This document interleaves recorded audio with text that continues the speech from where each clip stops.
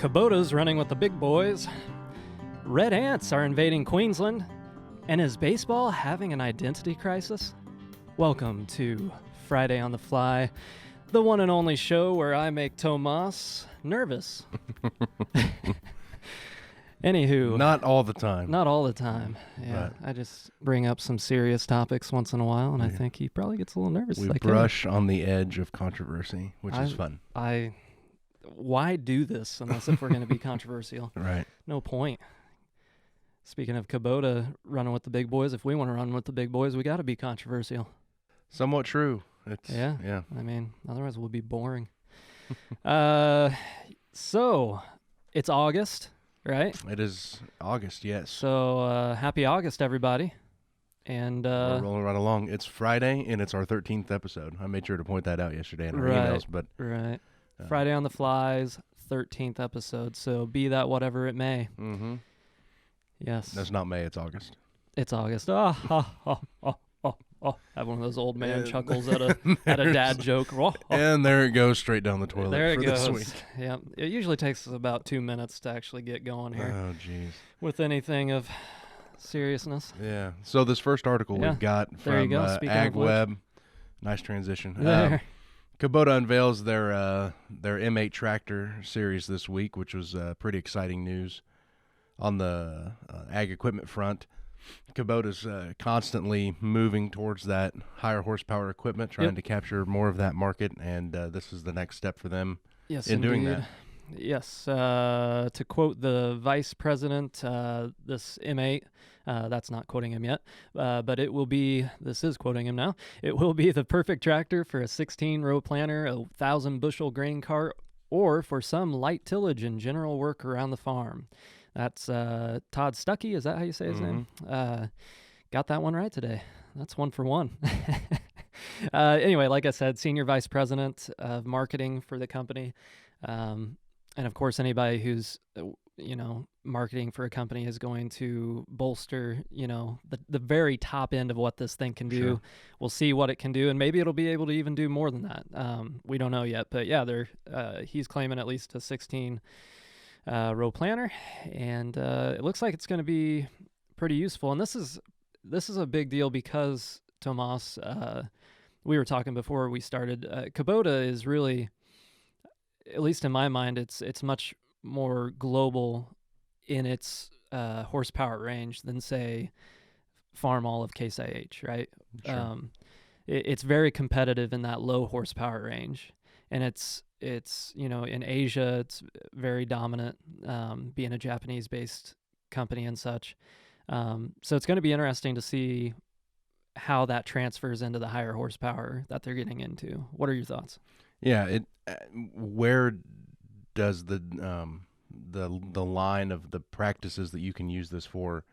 It's going to vary so much based on region. So is it going to be as saleable in the Asian market? Or is this a bigger push to get more into the North American, South American, more of that grain row crop farming market? So it's very interesting to see. I think we did an article before. If we didn't do it, we talked about doing one where they've partnered with an even larger horsepower manufacturer to potentially start pushing some big 4x4 tractors. So, I don't think we talked about that. The M8 tractor, is going to top out.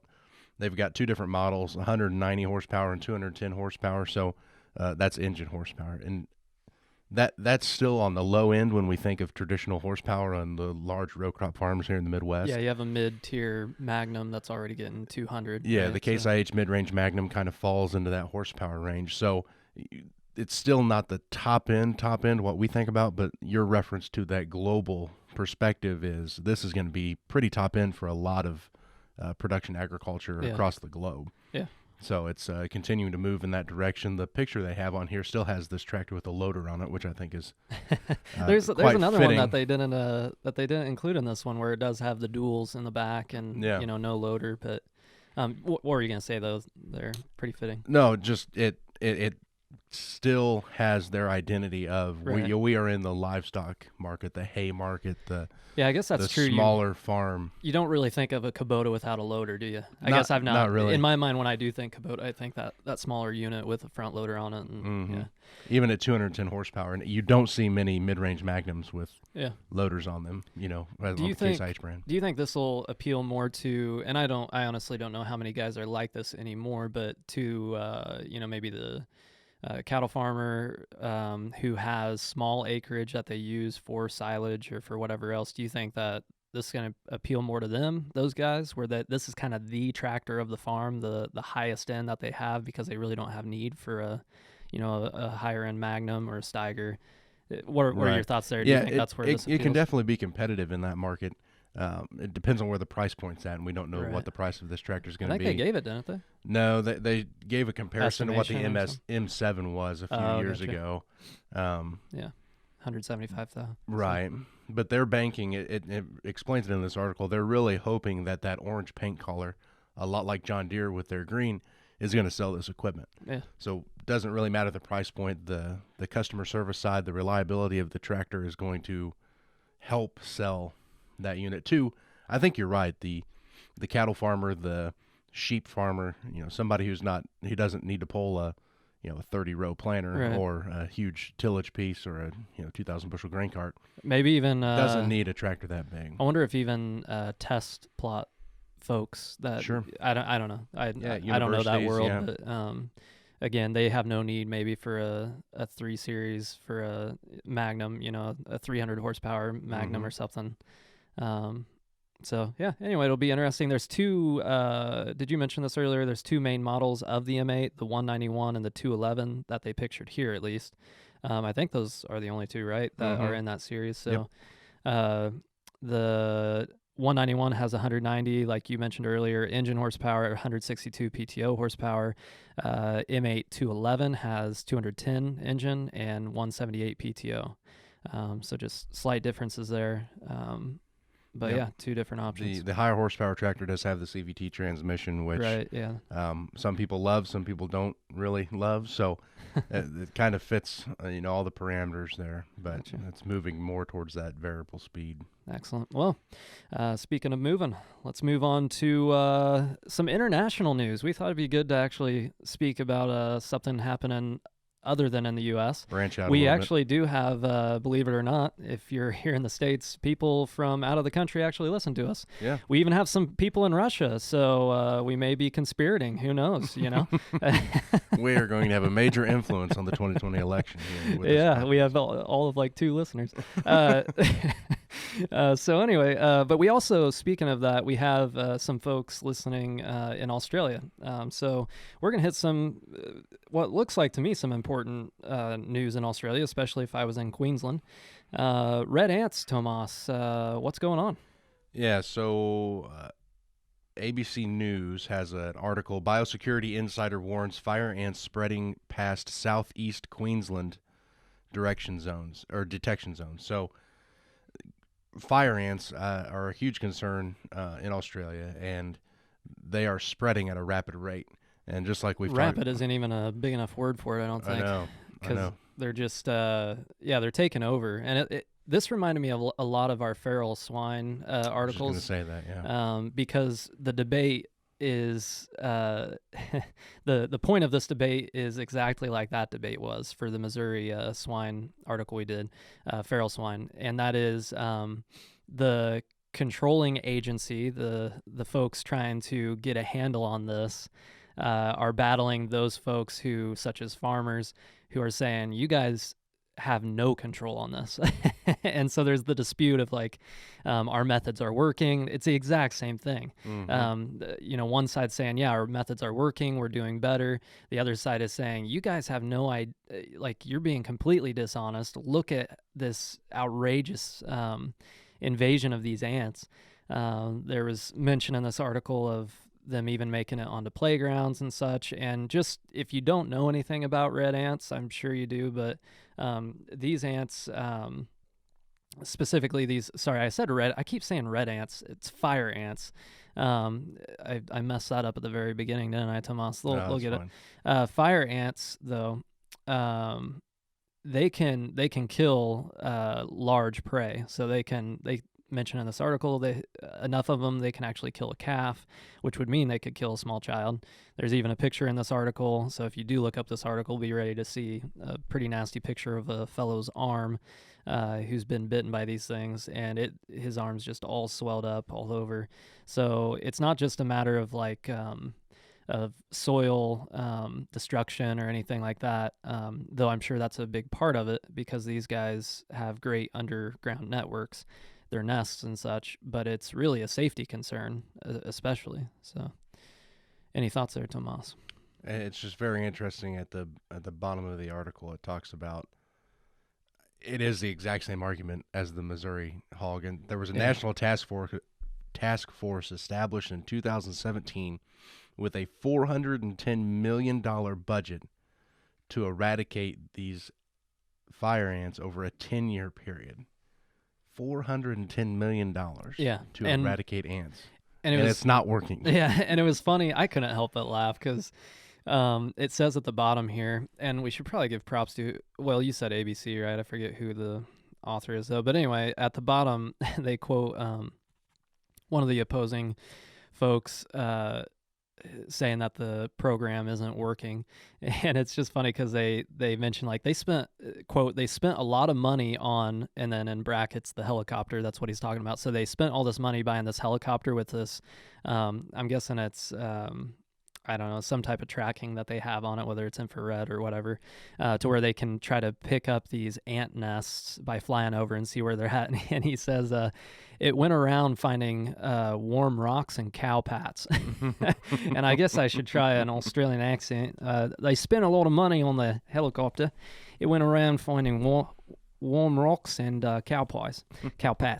Anyway, sorry for all you in Australia listening. That was a pretty bad rendition there, but nonetheless, I thought it was funny because then right after that, there's another paragraph saying the department acknowledged the last generation helicopter had confused fire ant nest with the heat from cow manure. But said a new helicopter will join its force next month, is expected to have better accuracy thanks to artificial intelligence, which that's such a broad term. We could talk about that some other time. Nobody's defining artificial intelligence for me, but anyway. So I just thought that was funny. They're spending all this money for the helicopter. The guy is like, look, they were just finding, cattle poop, and that's about it. So. And the difference, I guess, between that Missouri feral hog argument and this one is trapping hogs is one thing. I guess in my they're head, large in my animals. head, you can set up the fence, you can trap them in there, and you can take care of that issue. So it makes sense. I don't understand the plan and I'm not an insect specialist, so trying to eradicate this species of insect is not an easy path by any means, but I don't even because they talked about baiting in this as well, just like with the feral hogs. So I'm curious. I didn't investigate further what baiting looks like for fire ants, but I did find this interesting. I hope I didn't read something else and that I'm pasting it onto this article because I won't be able to find it in time. But I'm pretty sure it was this where the folks on the side of the agency, I'm just calling it the agency because I forget what it's even called, what their exact title is, which is bad. What is their exact title? Department. It's a national task force. Okay, the department that's seeking to eradicate these ants, which they're not doing currently. There was mention of having like the top minds on this, like the top scientific minds and everything, and it's just interesting where we're at. I think we're getting to an age now where we're less willing to accept that. But what I'm getting at is that there's been a time and period in the West, and you could consider Australia the West because of its influence from Britain, from Europe, and all that. And so there's been this idea that all you have to do is say that the smartest folks, the intellectuals, say that this thing is figured out. And I think there's becoming more and more skepticism, rightfully so, because, I mean, you have, which administration was it that claimed, they had all the brightest minds? I forget who it was. I wanted to say Nixon, but maybe Kennedy, I forget. But anyway, all the brightest minds, and things still didn't work out economically in some fashions. And I think that's the same thing here, where it's like, you can't just say you have the brightest minds and then ignore the fact that these ants are clearly devastating, like all over the place. When the local farmer or whoever can just say, look, let's just use common sense. We're seeing these things everywhere. I don't care about your brightest minds and what they're saying with their statistics and data. This is a problem. So I find that kind of argument interesting. A lot of times the brightest minds are with boots on the ground, making things happen and not looking at all data and just only pure data, statistics, pure anything. It doesn't work. And no field experience. It kind of bleeds into our next article because sports is completely engrossed with whiplash right there. Data and analytics, and especially baseball. But we can't ignore. Of course, I'm a Reds fan, so that helps. But there was a massive. I say massive because it was pretty big. A brawl. So identity crisis is what you said in the intro. Let me explain what I mean by that. Is baseball thinking itself to be boxing these days, or the UFC? On Wednesday you could have had, or Tuesday you could have had that argument. Or the hockey, ring at the very least, I guess. Yeah, the Cincinnati Reds and the Pittsburgh Pirates were at it again. This is the third time, I believe, this year so far that they've kind of blown up and the benches have cleared, and there's been some punches thrown, and Amir Garrett threw an absolute haymaker that did not connect, because if it did, they probably would have knocked the guy out. But give us some background. Who started it, what position they play. Yeah, people like myself that don't follow baseball. Yeah, Trevor Williams is a pitcher for the Pirates, and in a game in April, so we're talking months ago, he hit a player. Okay, that happens. People get hit in baseball. It's part of the game. With the ball, not like going up and punching. With the ball. He's a pitcher, so he hit the batter. Not necessarily intentionally. He thinks that batter was standing too close to the plate. Mm-hmm. So he hit that batter again the next time he got up. Then he hit him again the third time he got up. 3 times in a row he hit this guy. That time I'm throwing a bat. The last two times, I would say were intentional, especially the last one. And that caused some outrage with the Reds team. Nothing happened to Trevor Williams. Nothing. Not whatever. So Reds relief pitcher hits a Pirates player, and he gets thrown out of the game. Well, that causes everybody just to go crazy. Like, this guy hit somebody 3 times, and my guy hits one person. And the unwritten rule in baseball is you hit our guy, we're going to hit you. Now we're good, squared away, move on. Well, that obviously didn't happen. The bench is cleared that time. Yasiel Puig, who you can see in a video, go check it out on ESPN.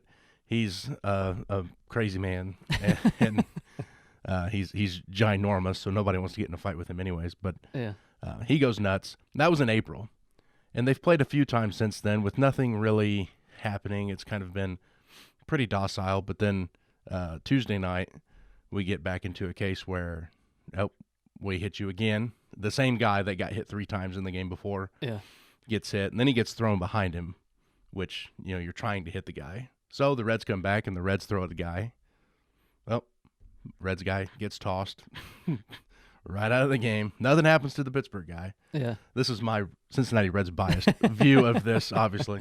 I'm fine with it. And so all this happens. The manager gets thrown out of the game, arguing balls and strikes with the umpire. So he's already gone. Reds pitcher's gone. And then the Amir Garrett, who's a relief pitcher for the Reds, he's like 6'6", ginormous, is on the mound, gives up a 3-run homer. He's not pitching very good. He came in right after the Jared Hughes, the pitcher, got tossed. Yeah. Didn't really have time to warm up. So anyways, the Pirates dugout is just chirping at him, just yelling stuff at him, and he basically throws his glove. All right, let's go. And he just ran into a crowd when I watched the video. He just 30 people in that dugout, and he just ran over right in the middle of them. All right. And, I mean, he's left-handed, and he throws an absolute haymaker with that left hand, and if it connected, it would have been a bad deal. He would have probably – bad deal for both the recipient and for his hand, I would think. Right. He's not a boxer, and he doesn't have gloves on. You hit a skull, especially if you hit the forehead, you're going to break your hand. So it's a good thing he didn't land that one. No, and his hand is worth millions of dollars. Right. That's what I he mean, uses that guy's to face play, isn't, to play the game. And so the manager, who's already thrown out of the game, comes back out. Now he's, and he gets actually the red pinned manager, down on the right, ground. Yeah. Yeah, he was underneath everything. Yeah. He was like what's his face in The Lion King getting ran over by all those antelope. There's a reference for you. Mufasa. He's down on the ground just squirming. Yeah. Anyways, we want to bring this up because not because it's interesting to talk about, not because I'm a Cincinnati Reds fan, but because you are a Cincinnati Reds fan. You watched the video, and the video is like 3 or 4 minutes, right? And you can see the whole thing, and everybody's they get all mad, and they get together, and then they break them apart, and then they get back together, and then they break them apart, and that part's kind of dull. But what you hear in the background, one, the Cincinnati guy who plays the organ up there was playing love music. We lost that loving feeling, which is in Top Gun, I think it is. And that song. That's kind of funny. Yeah, that is funny. Everybody in that crowd, as this fight is going on, is standing up and cheering. Yeah. It is unbelievable how we love the fighting. I can't imagine. For one, the fight wouldn't have happened like that in, say, the 50s or 60s, something like that. The fight wouldn't have happened like that without great repercussions because of the civility that we had. And I would have to think, I'm just generally, I have no factual data here or anything. I don't think I need any. But as well, you're going to have folks up in the stands who are still wearing shirt and tie and such. They're not going to be standing up just cheering like it's a UFC fight. For one, UFC's not even around because they would have looked down on such a thing. So there may have been a small pocket, of the ruffians who would have cheered at the whole thing. But it's like what you're getting at. It's just a totally different culture where, like you were saying before we started recording, we're a violence-hungry culture. And I'm going to throw out one proposition of why that is, Tomas, before we wrap up here. Why is that? One proposition, and it is because there's a constant push to make men effeminate. And that's coming from the third wave of feminism. And the push to make men effeminate is causing a push back from men to get into everything that is outright violent and hardcore, because they're constantly being told that. I mean, look at little boys. Little boys act like little boys. They run around. They have tons of energy. They aren't girls. They are not girls. They aren't going to act like that. But instead, what do we say? No, you need to act like a girl, be quieter, and not run around so much. So here's a drug to make you do that, to make you quiet. Instead of dealing with the fact that he's a boy, raising him as such and using that energy in a productive manner, we're doing that. And so I think that part of it, I'm not saying this is the sum total of why we like violence. I think there's a lot more to it, but I think one reason is it's a pushback of, all right, you guys are going to constantly call masculinity toxic. Well, we're just going to push right on into it then. And we enjoy this violence. We want to, take pleasure in it. So again, that's not the sum total, but I do think that that's an aspect of it. Another piece of it too is just our general morality has gone way down. Yeah. And so anything, respect and everything else is right. Yeah. The way people were raised and the values that you have, I can't even imagine how upset I would have to be to go running at somebody trying to bust their head open. Yeah. like Amir Garrett was. And the fact that even if football games are probably the worst, fans pay money to go sit in a seat and yell terrible things at other people, other human beings. They're yelling, profane. It's absolutely terrible. So I'm in the place, and I love sports. I want to go to a baseball game. I want to take my kids to a game. I want to cheer for my team, build everybody up, and have a good time. I don't want to see people who've had 15 beers throwing stuff, cursing at everybody, and being completely belligerent. Yeah, and that's where we're getting with all sports. Oh, it's unbelievable. There. Yeah. So anyway, just an interesting cultural analysis, I guess you could say, from some non-professionals just observing the world. Yep. So anyway, we've already gone. The last thing I'll say about this thing, and this is how we'll end it. For it. This is another first in baseball, though, because we talked about Yasiel Puig. During this melee, he had already been traded to the Cleveland Indians. So the first time ever, there's 3-team brawl in MLB baseball with the Reds, the Pirates, and a Cleveland Indian player. Yep. That is fun fact. That is, he's traded during the fight. Fascinating stuff. So anyway, if you've enjoyed this episode, do give us a little like there on Facebook. Do share with your friends on Facebook, Twitter, all that good stuff. Subscribe on your favorite podcast listening platform. Do check out bain-welker.com. Find a location near you. If you haven't started a relationship with us, we'd love to start that today. Give us a call, come into the store. We'd love to help you in whatever way we can. Give you a little preview of what's coming up for Monday's episode. We're going to be interviewing for the first time. Finally, we're going to have somebody from Ohio, from one of our Ohio stores, a gentleman by the name of Eli Davidson. We're going to talk with him. Actually, Tomas is going to join us for that one, and we're going to have a little chat with him, how things are going in Ohio, get an understanding of the Ohio store situation on the Bain-Welker front, and it should be good. So look forward to that dropping Monday. And until next Friday, have a good weekend. Have a good week after that. Tomas, signing off. We'll see you, Matthew.